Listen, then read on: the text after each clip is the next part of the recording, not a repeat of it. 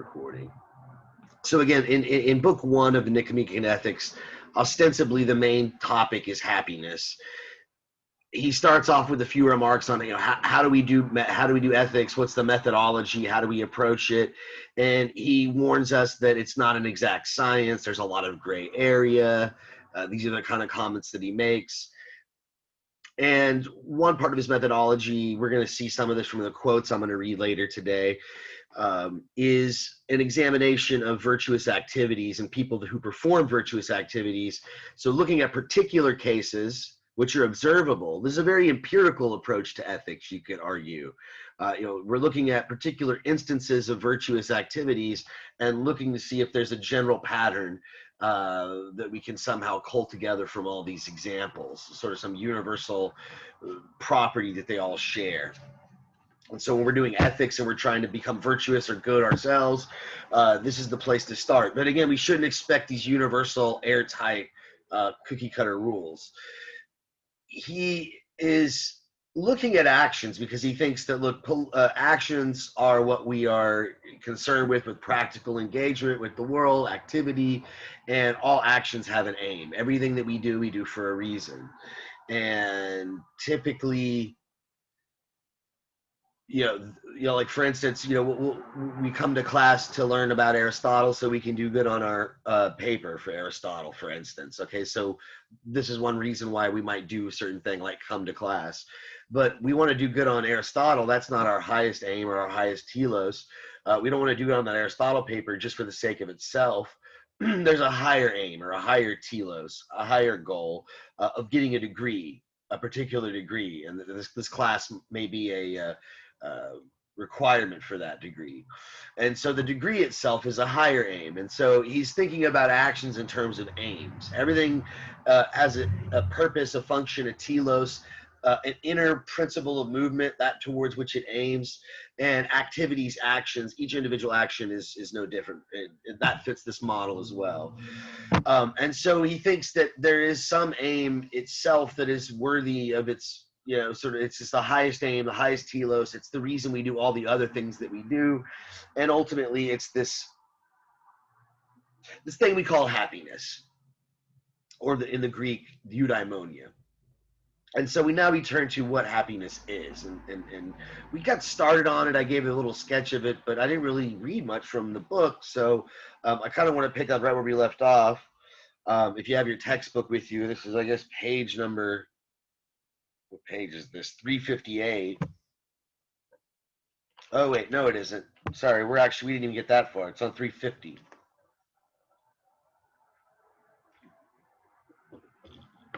Let's start at the top here. So he's going to look at all these different theories about what happiness is, and he has a critique for almost all of them. But first we sort of get to a kind of a general account. He says, let's begin again. He says, since every sort of knowledge, this is pretty close to the top, since every sort of knowledge and decision pursues some good, what is that good which we say is the aim of political science? What, in other words, is the highest of all the goods pursued in action? Right. So remember, when we're looking at a polis, at a city-state, for Aristotle, the largest form of a political structure or organization, we have a bunch of individual citizens that make up the polis, and each one of them is engaged in different activities. The farmers are growing crops, the merchants are selling wares, the blacksmiths creating armor and weapons and things, the construction workers, they all have their own individual aims. But he thinks that those crafts, those technes, those sciences are all for the sake of a higher aim of the polis itself. And so therefore political science is a sort of higher way of looking at all these individual activities. And so when we look at ethics, which judges what are good actions, what are bad actions, we really need to do politics, right? Ethics and politics for Aristotle are, in a very deep sense, inseparable. So again, the good which we say is the aim of political science. What is that? What is this highest aim? If political science is the highest way of looking at human activities, what is the highest aim of human activities? Surely political science will be the the science that looks to this good. What, in other words, is the highest of all the goods pursued in action? As far as its name goes, most people virtually agree about what the good is, since both the many, right, most people, the majority of people, and the cultivated, right, those who are sophisticated philosophers, they call it happiness. So they use the same word, happiness, but they may understand it in different ways. This is what Aristotle wants to clarify. What is really happiness? They suppose that living well and doing well are the same as being happy, but they also disagree about what happiness is, and many do not give the same answer as the wise. The many, majority, don't give the same answer as the philosopher, as Plato perhaps might. For the many think it is something obvious and evident, for instance, pleasure, wealth, or honor. Some thinking one, others another. Okay, so is happiness the same thing as pleasure? Is it honor? Is it wealth? He's going to say no to all three. This is not to confuse him with Plato. You know, Plato, you can see in the Republic, had a similar critique of all these pursuits, that they were somehow unworthy of the philosopher, and that there was this higher happiness of contemplating truth, contemplating the forms, particularly the form of the good. Aristotle's going to get to that. He's not really that happy with Plato's account of the good, and he has questions about it. But he agrees with Plato that these three, pleasure, wealth, and honor, are not the same thing as happiness. Although, don't get confused, he's not ascetic. He doesn't think you shouldn't have these things. In fact, maybe you do need a little bit of pleasure, a little bit of wealth, a little bit of honor to have happiness. But they're not the same thing. They might be ingredients that are necessary in order for us to be happy, but they're not synonymous with true happiness itself. What do we mean by true happiness? What is true happiness? He's going to get to that. But first, what are his arguments against the alternative views? The many, they think it's pleasure, honor, wealth. And then I guess the philosopher, for instance, Plato, thinks it's the good, the capital G good, the form of the good.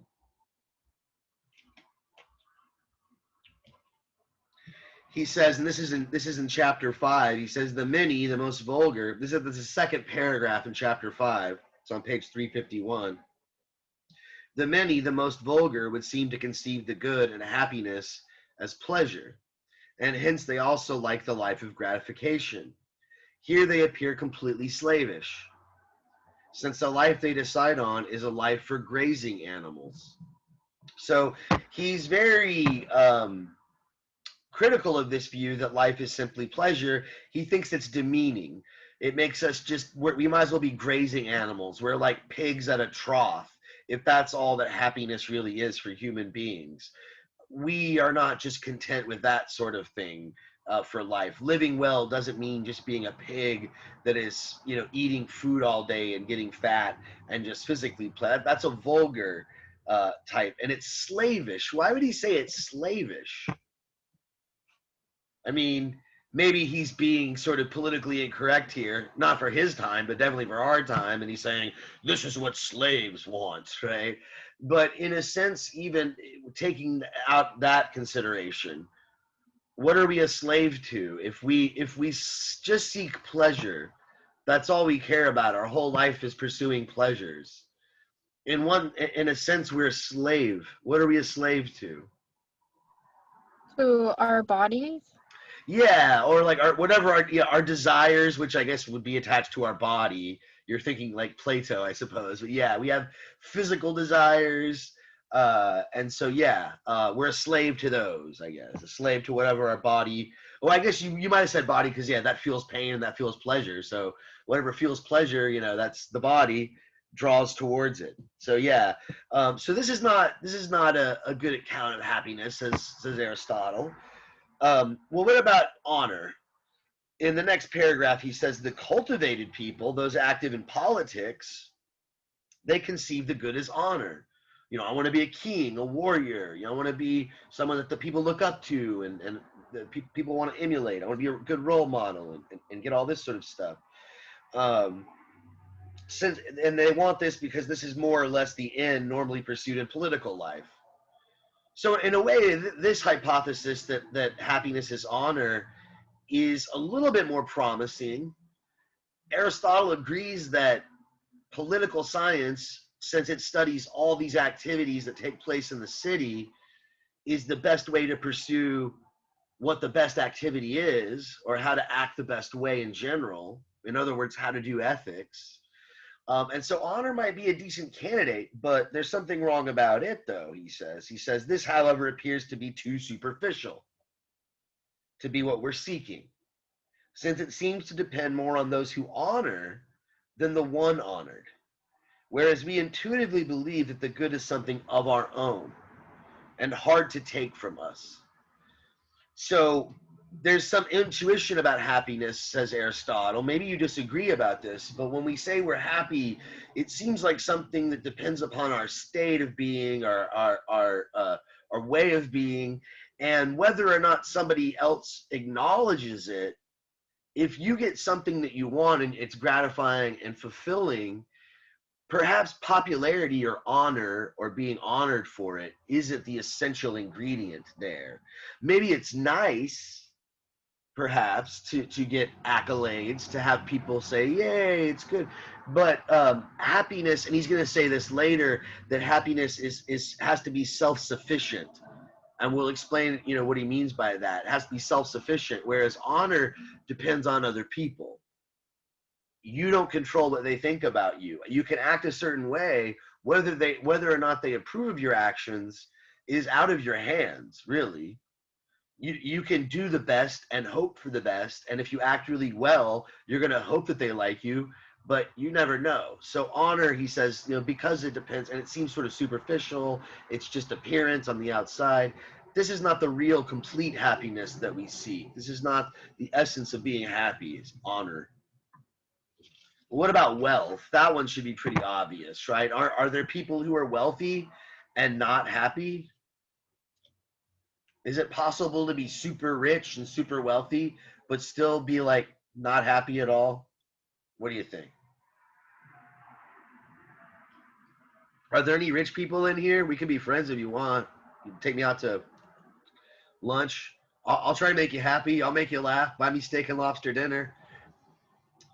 Yeah, I guess y'all just taking that as a rhetorical question. But assuming you have an answer for that. I'm going to say no. That wealth is not a guarantee of happiness, right? And that, yes, there are people who are super rich who are miserable. And what does Aristotle say about it? This is at the top of 352. That second paragraph. The moneymaker's life is a way forced on him, not chosen for itself. So there goes away that self-sufficient aspect. And clearly wealth is not the good we're seeking, since it's merely useful, choice-worthy only for some other end. So we want to be wealthy. Well, why do we want to be wealthy? What's he saying here? Why do you want to have money? I'm assuming we all want money. I would like to have some more money. If you were like, I want to give you some money, I'd be like, okay. I'd be kind of concerned, but like, why? What? All right. I just like you, Travis, and I just want to, it's like Merry Christmas. Why do I want money? Why do you want money? What do you assume? I can get rid of a lot of problems. Yeah, so you assume you'll get rid of problems. Yeah, like paying the bills, paying the rent. If you have those sort of problems, yeah, then that's the case. But what if you already have, you're having no trouble paying your bills. You have a decent job. You're not making a buttload of money, but you make an okay amount of money. Why would you want to take another job where you make a much more? So you can spend it on the more pleasurable things of life. Exactly. Yeah. So it's a means to an end, Aristotle says. You don't want it for the sake of itself. Maybe Scrooge McDuck does. If you ever watched DuckTales, I don't know if that's kind of an outdated cartoon, but you got Scrooge. Where he's swimming in the gold or something? Right, exactly. Like he just loves money for the sake of money, maybe. I don't know. It seems to me like he gets a kick out of the status, though. He gets a kick out of, like, doesn't he have like an arch nemesis, the other guy who's like another rich dude who he tries to out rich or whatever, So, for Aristotle, it's like wealth is not its own end. It's always used for something else. And so that can't be the highest aim.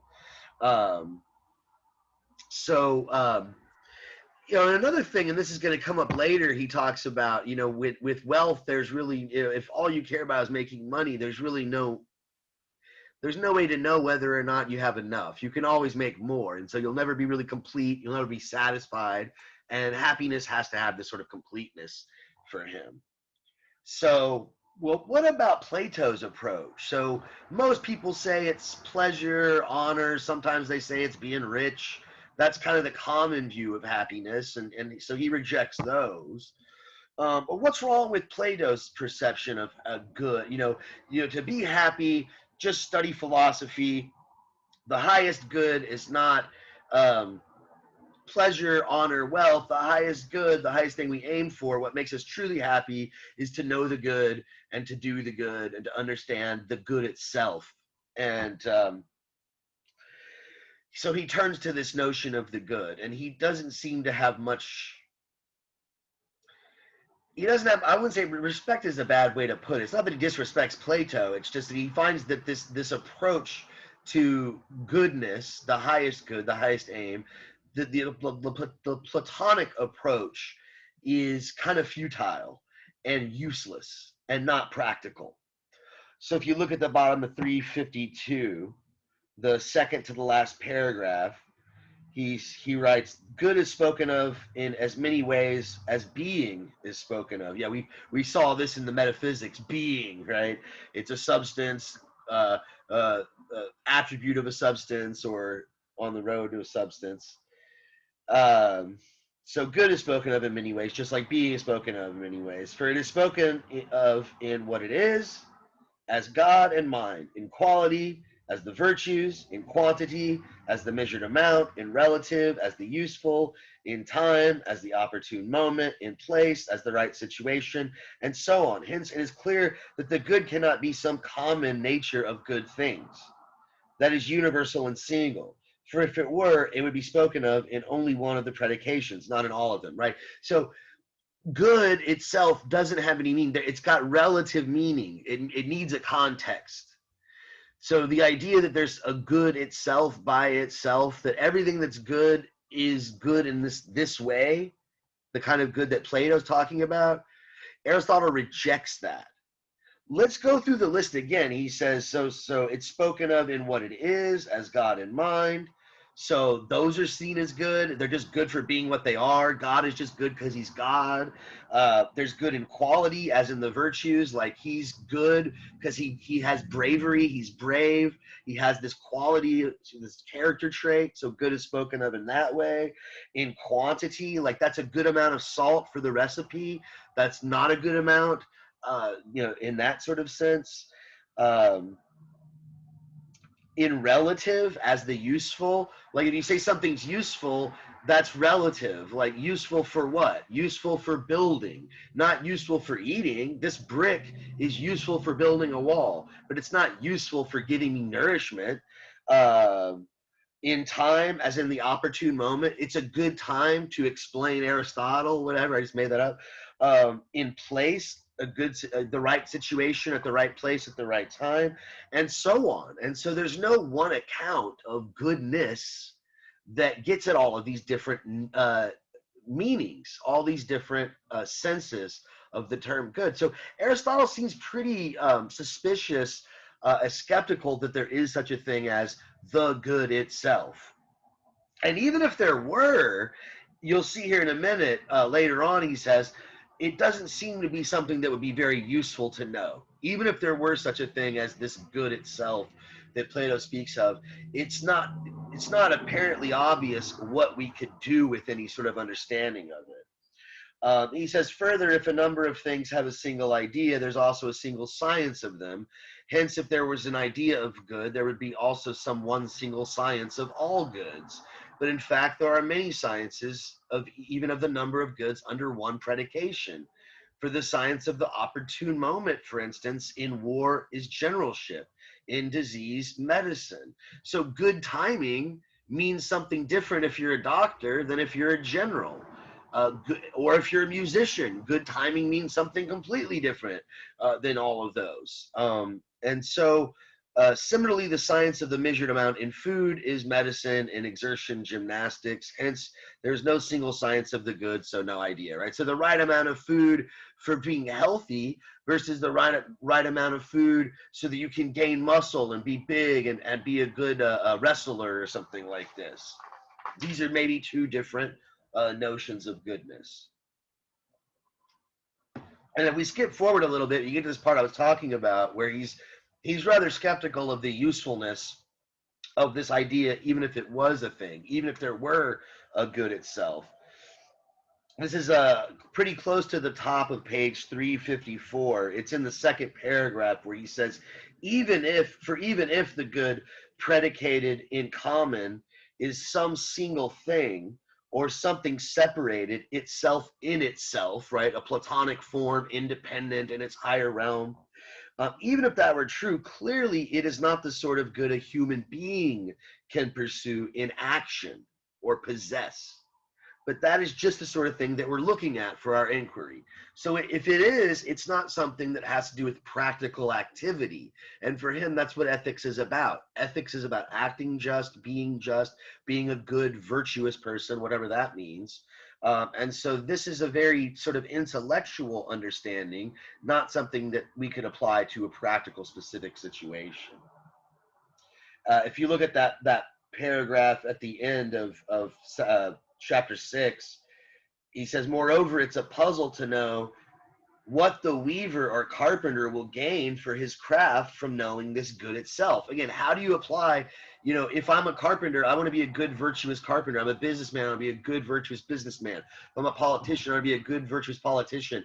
The good itself, by itself, that's not good in this way, not good in that way, not good for this, not good for that, just good.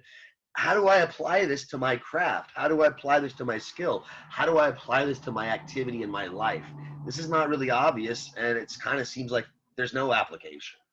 How will anyone be better at medicine or generalship from having gazed on the idea itself, the idea of the good itself?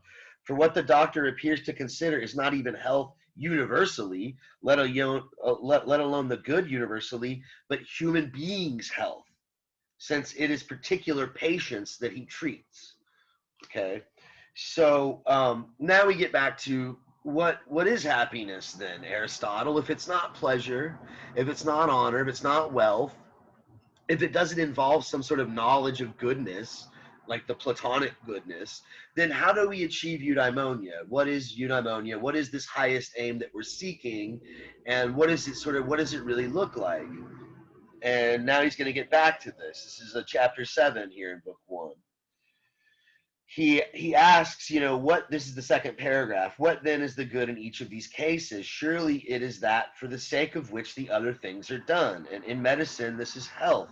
In generalship, victory. In house building, a house. In another case, something else. But in every action and decision, it is the end, since it is for the sake of the end that everyone does the other things. And so if there is some end of everything that is pursued in action, this will be the good pursued in action. And there are more ends than one, then these will be the goods pursued in action. Skipping forward, skip that next couple paragraphs. An end pursued in itself, we say, is more complete. Again, this notion of completeness. Whatever we're seeking has to be complete. Happiness has to be sort of self-complete in a certain sense. It's more complete than an end pursued because of something else. So if we want wealth for the sake of happiness, or we want wealth for the sake of pleasure, or whatever it is, then that's subservient. That's a lower aim. That's a lower end that we're looking for. It's less complete. And an end that is never choice-worthy because of something else is more complete than ends that are choice-worthy both in themselves and because of this end. And hence an end that is always choice-worthy and also choice-worthy in itself, never because of something else, is complete without qualification. Now, happiness more than anything else seems complete without qualification. Since we always choose it and also choose it because of itself, never because of something else. Right? And not only that, we choose everything else for the sake of it. We do everything we do, he's going to argue, because we believe that in the long run, in the grand scheme of things, these actions will lead to better happiness, to more complete happiness for ourselves. honor, pleasure, understanding, the sort of Platonic understanding, and every virtue we certainly choose because of themselves. They are good. It's nice to get pleased. Honor is nice. Wealth is nice. That we could choose them, each of them, even if it had no further result, but we also choose them for the sake of happiness, supposing that through them we shall be happy. Happiness, by contrast, no one chooses for their sake, or for the sake of anything else at all. The same conclusion that happiness is complete also appears to follow from self-sufficiency, since the complete good seems to be self-sufficient, right? It stands on its own. It's good enough in itself. So happiness is a sort of contentment. It's a sort of completeness. It doesn't need something beyond itself. Now, what we count as self-sufficient is not what suffices for a solitary person by himself living an isolated life, but what suffices also for parents, children, wife, and in general for friends and fellow citizens, since a human being is naturally a political animal. This is a very famous quote, and most people just quote that last part. Oh, Aristotle says that humans are political animals, right? Man is a political being. And what he means by this too is that happiness always involves others. And so when he says it's self-complete, when he says it's self-sufficient, it's not that it doesn't involve other people, right? What it means is that it's its own reward, right? It's choice worthy on its own merits. You choose it for its own sake. We're going to get later on in the book to his comments on friendship, because he says that you can't be happy if you don't have friends. I think that's quite true. And so we have to be clear about this. When he says it's complete in itself, he says it's self-sufficient, he doesn't mean it's the life of the hermit, right? That you're happy doing something that doesn't involve a community of other people. We're naturally a political animal. We find our meaning and our purpose within the political structures that we inhabit. We talked a bit about that last time in our intro to Aristotle's Ethics. But he clarifies here a little bit. Again, we'll get more details on this when we talk about friendship in book 8 and 9. But let's look at the top of 356. He says, we regard something as self-sufficient when all by itself it makes a life choice-worthy and lacks nothing. Okay, so a life's choice-worthy if it has friends. If you have no friends and no family and nobody to care about, I wouldn't say that's a choice-worthy life. That's what we think happiness does. Okay, and it lacks nothing. Okay. Skip to the end of that next paragraph. He says, the larger of two goods is always more choice-worthy, but we do not think any addition can make happiness more choice-worthy, hence it is the most choice-worthy. So again, it's a kind of maybe contentedness or fulfillment is a better translation of eudaimonia here, in the way that Aristotle understands it. There's quite a few different camps of interpretation who would like to replace this translation, that happiness is misleading and that we should call this self-fulfillment or flourishing or something like that. Let's skip that next couple short paragraphs. Look in the margins here. If you see the number 25 in the margins on page 356, he says, perhaps we shall find the best good if we first find the function of a human being. So remember, let's go back to that first slide. If we want to understand what makes a particular human being good, function is something that ties into it, right? So we want to understand happiness. We have to understand what is the function, what is the purpose of this particular human being. All right, so he's bringing up function here. What could this be? He says further down. What could this function be? For living is apparently shared with plants. So plants also live. So just living itself, just living, that can't be our function. That doesn't make us special, right? From plants and animals. So what we're looking for is a special function of a human being. Hence, we should set aside the life of nutrition and growth, right? That's the plant, the vegetative soul. The life next in order is the sort of life of sense perception, right? The animal life. But this too is apparently shared with ox, with horse, with every animal. The remaining possibility is the sort of life of action of the part of the soul that has reason. So our ability to act according to reason is what he thinks makes us distinct from all other animals. Now, you might disagree. There's a lot of philosophers, contemporary philosophers today, that actually think this is bullshit, that animals do reason. You know, perhaps human reasoning is slightly more complex than animals, but there are animals that do have some rational cognition, and you know, they make decisions and they deliberate and things like this. But for Aristotle, that's not the case. They are acting completely on sense perception and instinct. But human beings can act on reason. So our function has to involve, you know, something active, something rational. Happiness, this end, it's complete, it's self-sufficient, choice-worthy, it lacks nothing, and it's a kind of an activity. It's a sort of action that involves reason, you know, based on rational calculation. It's a kind of activity. We're going to get to this in just a moment. That final bullet point that expresses virtue, right? And what the heck's virtue? This is what we'll get to in book 2, which we're almost there. Now, this part has 2 parts, which have reason in different ways. One is obeying the reason, and the other as itself having reason and thinking. We intend both. Moreover, life is also spoken of in 2 ways, as a capacity and as an activity. We must also take a human being's special function to be life as activity, since this seems to be called life to a fuller extent. All right, so you know, this is kind of an obscure way of explaining what he's trying to say here. There's more to it than this, but basically the point you should pull out of this, and we're going to actually have to get to this later, we have the capacity to be good, and we can actually be good, okay? Now, all of us perhaps have the capacity, the potential to be virtuous, but not all of us are virtuous. And we have the potential perhaps to be happy, but not all of us are happy. And so if we want to get at what happiness is, he says we need to focus on the latter, the activity itself, not the potential, but happiness as it's actually embodied in actual particular beings, such as ourselves, human beings. So now he's gotten to the function. What is the function of the human being? What is our purpose? He said the human function is the soul's activity that expresses reason. We're rational. That's what makes us special. That's what we use our reason to live, to act, to guide our actions. We obey reason. Skipping forward to the C, he says the same is true without qualification in every case. When we add to the function the superior achievement that expresses the virtue. For a harpist, function, for instance, is to play the harp, and a good harpist is to do it well. So virtue, in a sense, is to perform our function well. So the harpist, you know, if he's a good harpist, he plays the harp well.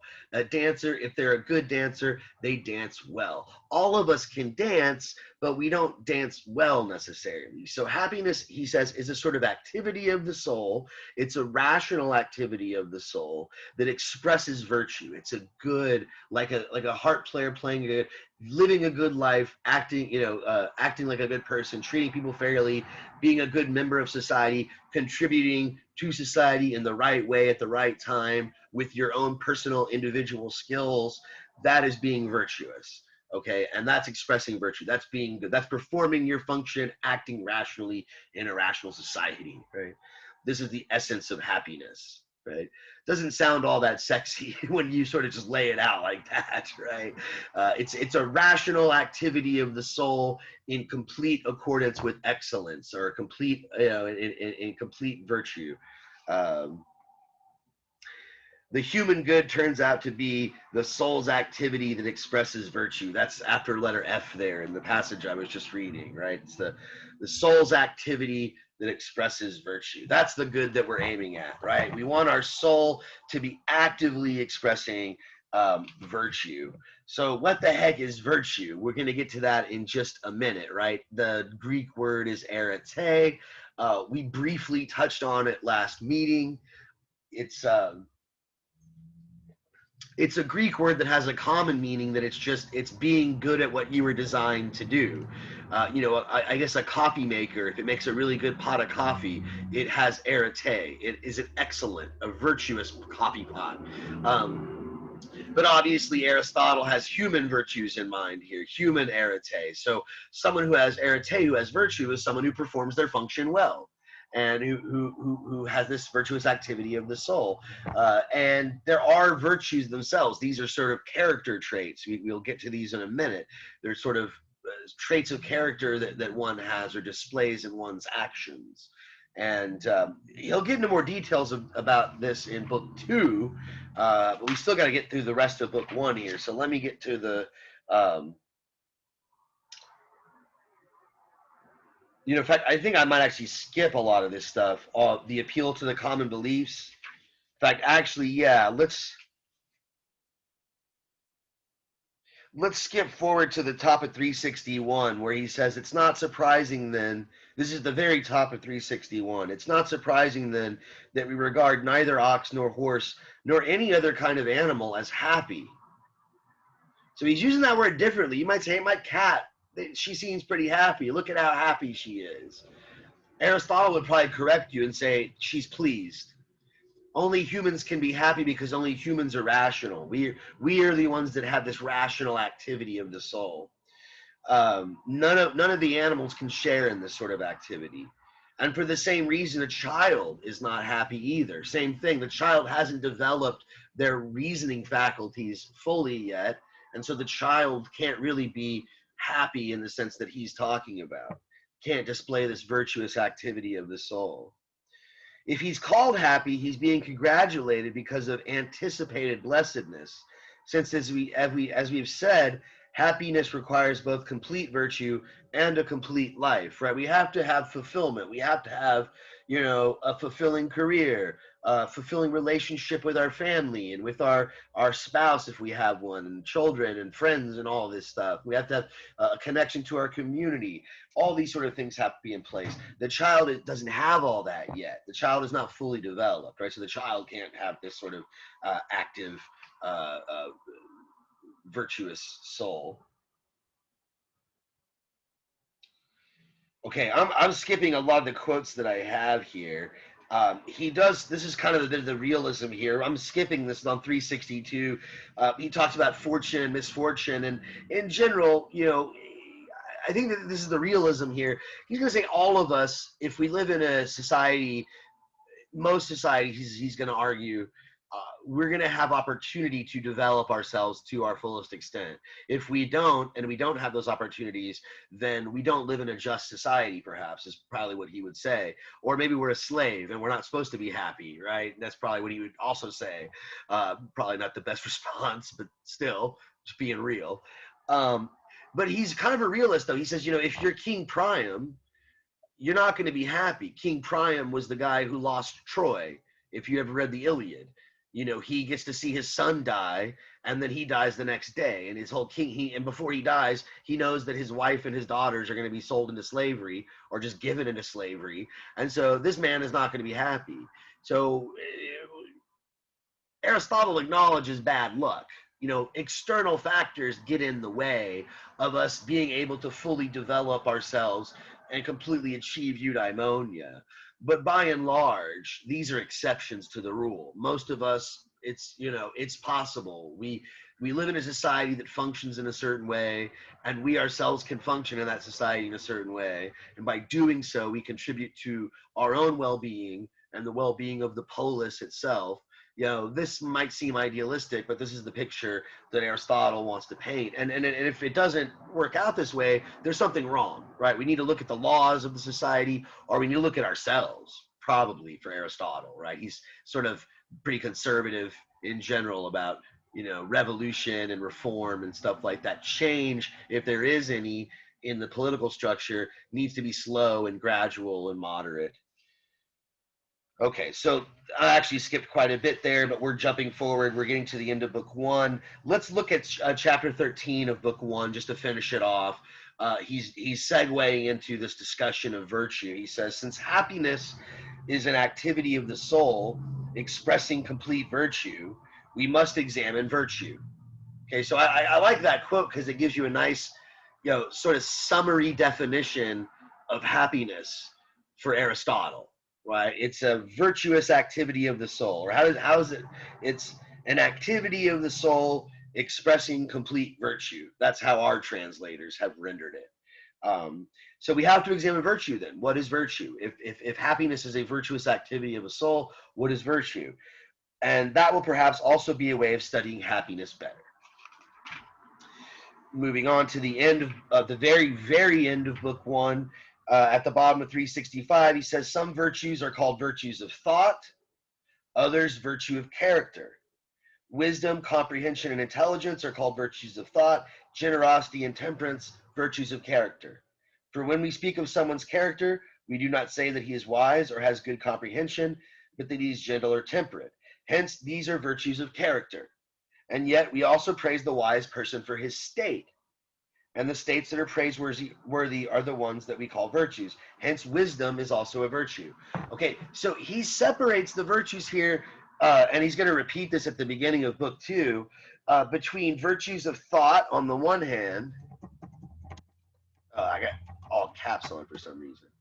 Virtues of thought, and then virtues of action. Or sorry, virtues of character. Right? And the virtues of thought, I don't know what word I want to use here. Whoa. He uses the word states. So they're states, they're ways of being. If you're wise, you're just wise. Like, you know a lot of stuff. You understand a lot of stuff. It's a permanent sort of state. You don't have to actively be wise, right? Once you know something, you know it. Whereas virtues of character are more active, right? They involve action, right? And so he's going to focus, obviously, you probably guessed this already from what's been said so far. He's going to focus on the second one, the virtues of character. These seem to be the most important for him when discussing ethics. He's not really consistent about this, though.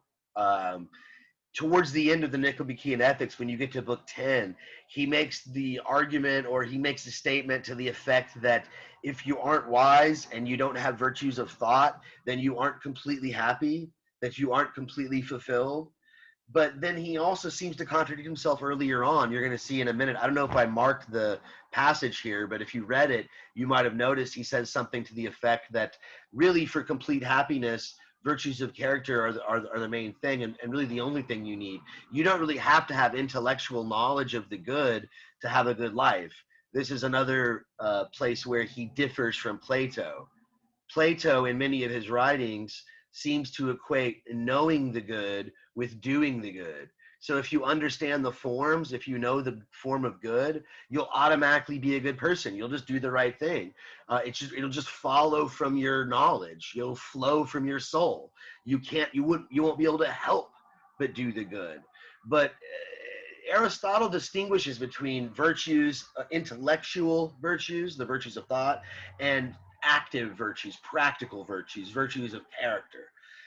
And he seems to think that no, you don't need the intellectual to be the character, right? You don't have to understand the good fully.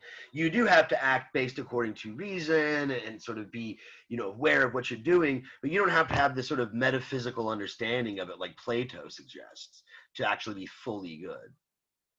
But again, like I said, Aristotle doesn't seem to be absolutely consistent on this, and seems to sort of backtrack at the end and say, oh, no, you're not really fully complete unless you've fully actualized yourself to such an extent that you not only have virtues of character, but you also have these higher intellectual virtues. That's the only way you'll have true contentment and the fullest, most complete, most self-sufficient happiness. All right, well, let's turn to book 2. We've only got about 25 minutes or less to get through all this, and I was aiming to get through all the way through book 3 and 5. We'll see what happens. We'll be lucky if we get through book 2. So he repeats himself a bit at the beginning, chapter 1. He says, so virtues of two sorts, virtues of thought, virtues of character. Virtue of thought arises and grows mostly from teaching, and hence needs experience and time. Okay, so where do virtues of thought come from?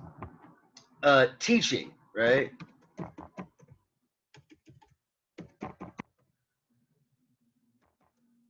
Right? He says, and they need experience and time, right? You've got to do all your math problems until you finally kind of get at the issue, and you can do even more difficult math problems and more difficult equations and things like this. But what about virtues of character? He says virtues of character result from habit. Okay, so teaching and experience is what causes virtues of thought, but what he calls habit, this is the cause. This is what brings about virtues of character. Okay, so virtue of character result from habit, hence its name is ethical. Ethos, right? Ethos, a way of values of a people, the people's ethos, slightly varied from ethos, right? Ethical. So these are things that we pick up in the word habit. You know, it often has a very negative connotation in English. But that's not the intention of Aristotle. Aristotle thinks habits, you know, you can have good habits, you can have bad habits. Obviously, if you want to develop virtues, you want to have good habits. You do a certain thing until it becomes kind of second nature. It's something you pick up. It's not something you learn intellectually.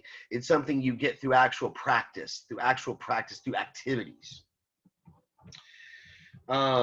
If you skip a couple paragraphs there, he says, the virtues arise in us neither by nature nor against nature. Rather, we are by nature able to acquire them and reach our complete perfection through habit. So the potential for virtue is there. It's developed, just like the potential for playing the harp or potential for playing the flute. Those are, I guess, his two favorite instruments. He keeps mentioning those. But that's there. All of us, if we practiced hard enough, if we developed it, we would become good flute players. But we can't get it from reading a book. This is also maybe something that is, you know, he's sort of picking apart the Platonic account of the good even more here. That you can't just understand it and do it. You could fully understand how to play guitar if you read a book about guitar playing and you just read it and memorized it and, you know, years and years, but you never picked up a guitar, you never touched a guitar, you just learned it from reading a book, you wouldn't have the skill. You wouldn't have the virtue of character, if that's such a thing. Playing guitar is a virtue of character, but you wouldn't have that skill. So virtue is kind of a skill almost you have to develop, like you would learning how to dance well, learning how to play an instrument well, and these sort of things. It's a habit in the good sense of the word. Right, so virtues, this is further down the page. Virtues, by contrast, we acquire just as we acquire crafts, by having previously activated them. For we learn a craft by producing the same product that we must produce when we have learned it, becoming builders, for instance, by building, and harpists by playing the harp. So also then we must become just by doing just actions, temperate by doing temperate actions, brave by doing brave actions. So we do these and then they become our character. They become instilled in us. So in a way, this also does need the proper upbringing, right? We have the seed in us. He says that we aren't virtuous by nature, but we're able to become virtuous by nature. We have to be nourished properly. We have to have the proper examples, the proper upbringing. We have to see other examples of virtue and imitate them.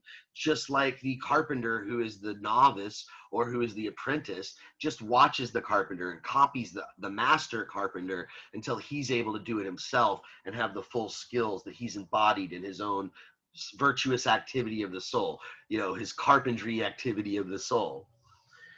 Further, just as in the case of a craft, the sources and the means that develop each virtue also ruin it. For playing the harp makes both good and bad harpists.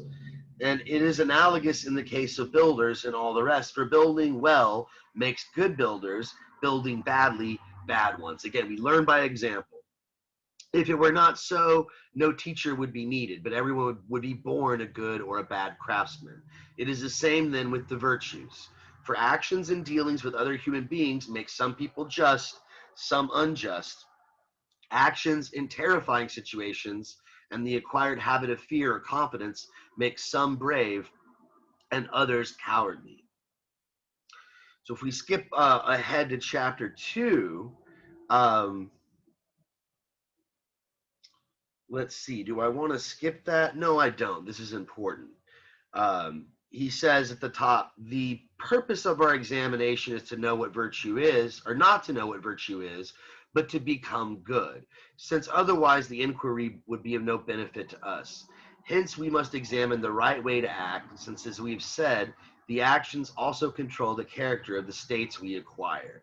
So we become what we are, right? This is a famous quote of Aristotle, kind of a misquote or a paraphrase of what he just said here. You are what you become. You are what you do a lot, right? You are your habits. We develop good character and good character traits, virtues, by doing these things, by building the practice, by getting in the habit of doing them. And we need good upbringing and good role models in order to be able to do this. First, then, and also he's saying that what we're dealing with is not really like some metaphysical or speculative or philosophical approach to virtue as such, like Plato would want. We want a practical guide.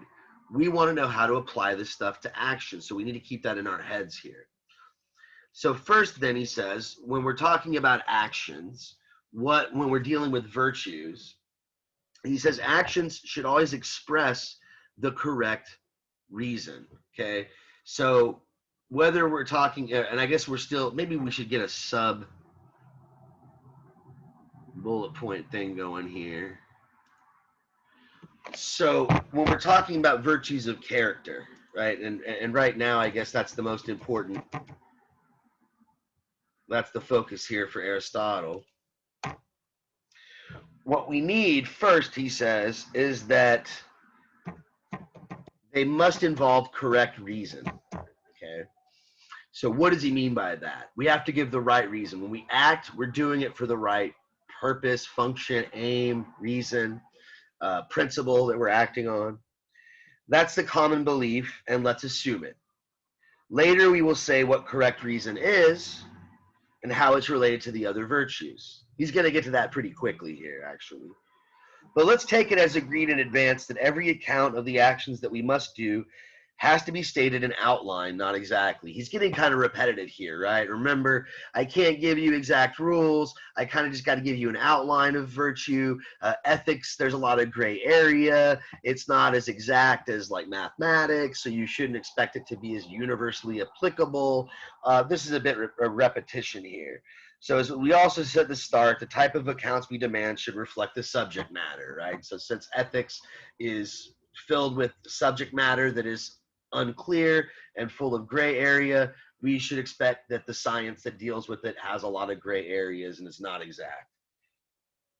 So skipping forward to the bottom of the page, he says we should observe that these sorts of states naturally tend to be ruined by excess and deficiency.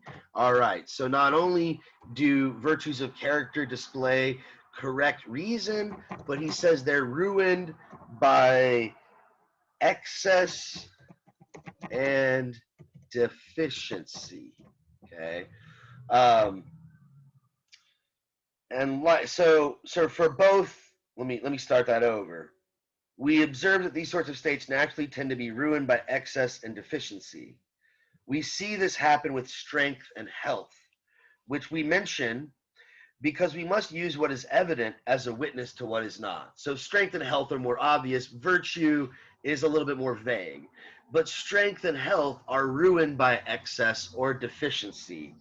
For both excessive and deficient exercises ruin strength, and likewise too much or too little eating or drinking ruins health, while the proportionate amount produces and increases and preserves it. The same is true then of temperance and bravery and the other virtues. Okay, so it seems it's a proportionate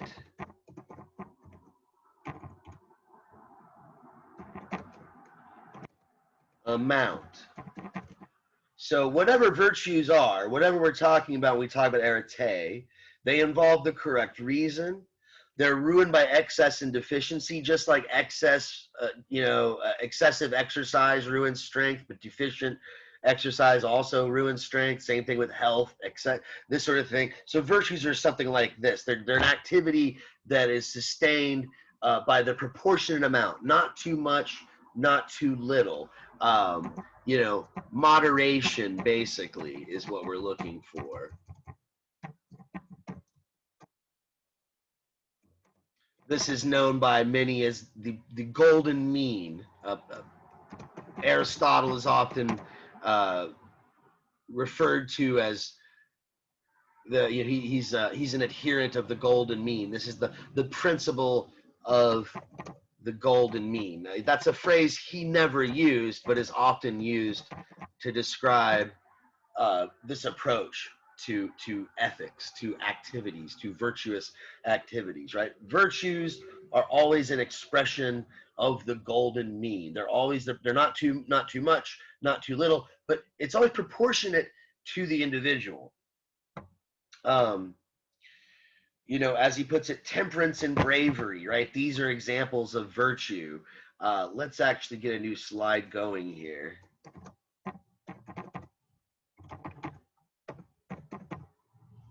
So he's going to say that, like, let's see, how many columns do I want? 3. And then I'll have 3 rows. Yeah, 3's enough. Okay, so again, you want to avoid deficiency in your actions. You want to avoid excess, right? Being excessive. What you're looking for is the proportionate amount, right? You're looking for the moderate middle, right? Moderation. That's what we're expressing here. Again, maybe I'll just put the principle of the golden mean. This is what it's famously known as.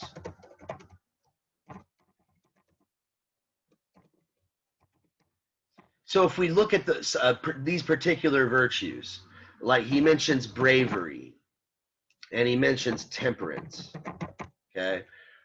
Too much bravery or too little bravery ends up in a vice, not a virtue, right?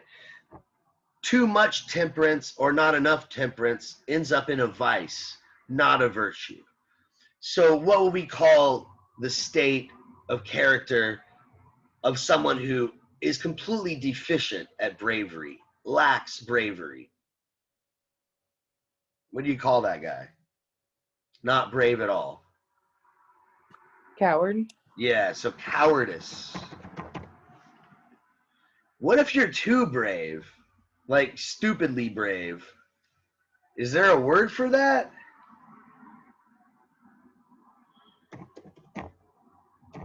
He uses the term rashness, right? Like you're kind of an idiot. You just run into the burning building to save the people as the building collapses on your face and you die too, right? That's not brave, that's just rash and silly, and you're just looking for danger and not thinking about it and that sort of thing. So moderation, the middle ground, the golden mean, the virtue is bravery. Temperance, what he means by temperance here, you're able to control your physical desires, right? Like your desire for food or your desire for sex, you're able to tone that down. And remember, he's not a prude. He's not like some, I guess that would be the deficient. You're a total prudish, right? Prudishness. Like you don't have any fun at all, or you're, I don't know, that's more to do with sexuality though. I don't know if there's like one word for you're, completely abstinent or something like that. That would be extremely deficient. Whereas if you're just like I don't know, a perv, I don't know what you'd call excessive, right? Like you can't control your desires at all, and you're just I think he just uses, he's not very original, just says intemperate. Right? So anyway, what we're aiming for is this golden mean. The virtues are always expressions of this. And so this is what we aim for in our behavior, right? And I kind of want to skip Yeah, let me skip forward because we're already on this topic. We're going to come back, actually. We're almost out of time. But I don't want to get into, he talks about pleasure. And, you know, if you read all this stuff on pleasure on page 368, 369, and going forward, it makes him seem like a bit of a hedonist, but he's not. And so, and it's going to take me a while to explain this. So I'd rather leave this for next time, right? We'll rush through to the end of book 2. We'll get through 3 and 4. We're going to trudge through all this stuff, I swear. It's going to be a lot faster as we go along. But I'm going to skip this and come back to it. But since we're already on the topic of the golden mean, let's actually skip forward to a quote on page 372. So this is a couple chapters ahead. It's chapter 6. On 372, there's a paragraph that starts, "In everything continuous." He says, "In everything continuous and divisible, we can take more, less, and equal, and each of them either in the object itself or relative to us. And the equal is some intermediate between excess and deficiency. By the intermediate in the object, I mean what is equidistant from each extremity. This is one and the same for everyone. But relative to us, the intermediate is what is neither superfluous nor deficient. This is not one and is not the same for everyone." Okay, and so he gives some examples of what he's talking about here, how, you know, a large amount of food is not the same for everybody. A large amount of food for you might not be a large amount of food for a gymnast. I think is the example, the athlete, Milo the athlete. You know, he might need 10 pounds of food when you only need 5. So there's a sort of an absolute middle. You know, if you've got 10 pounds of food versus 5 pounds of food, the middle point is 7.5, but the middle is relative to the individual. So if we back up here to the very beginning where we started, remember, what is good for the particular human being is often determined by their uniqueness, what makes them different from other people. So what is moderate, what's a moderate amount of this or a moderate amount of activity for you might be different depending on your function, depending on how you fit in to the sort of the greater picture, the greater scheme of society.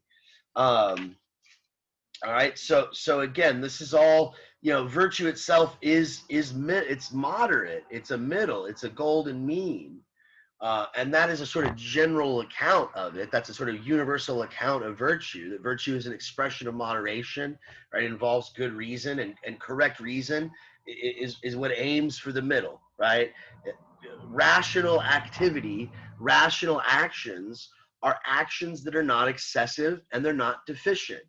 You know, you don't walk into a quiet library and start yelling and dancing and going crazy. That's excessive. And then you don't also go to a nightclub and act like you're at a library, you know, and get all quiet. So different contexts call for different behaviors, and different individuals might have to display different behaviors. So what's moderate in one context or for one individual might not be the same. But virtue is always some sort of moderation, says Aristotle. But even then, there are exceptions. But we're running out of time, so I'll have to save some of the other stuff for later. We almost got done with book 2, but we didn't, alas. Sorry. But anyway, I'll have some topics up for Aristotle for the ethics pretty soon, and that'll be your final paper, right? You've still got, you know, still got a grade, and maybe some of you still need to turn in your Aristotle Metaphysics essay. But the one on ethics, I think, will probably be a lot easier, just because it's easier material to deal with. And I'll try to get those topics up by Friday, so you'll have a while to work on it, or maybe even today if I have time later this afternoon. But we'll go ahead and stop the recording.